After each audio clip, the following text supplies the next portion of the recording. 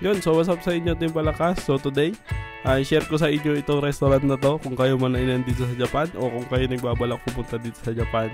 I-recommend ko sa inyo itong restaurant na to kung gusto nyo i-try yung Italian cuisine sa murang halaga. So ang pangalan ng restaurant na to ay Saizeriya. So dito, may Italian cuisine na pwede nyo tikman sa napakamurang halaga lamang. No? Dito sa Japan, ito yung restaurant na tinatambayan ng mga high school students, no? Kasi sobrang affordable talaga niya.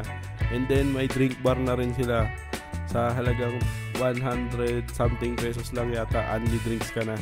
So ito yung mga in-order namin, ano? Unang-una yung shrimp salad, then itong pizza, napakamura lang talaga niyan. Kitang-kita nyo naman, punong-puno ng cheese, no? And then itong fried shrimp na may mayo dip, no? And then itong in-order ng asawa ko, yung escargot. So grilled escargot siya. So kung ano yung escargot, i-google nyo na lang. And then itong mushroom pasta. Tapos ito yung pinaka best seller nila, yung chicken wings, no? So napakasarap niyan. Pag pupunta kayo dito, orderin nyo yan. At ito yung paborito ko na black pasta. So kung pupunta kayo dito sa Japan, check out nila yung Saizeriya Palakas.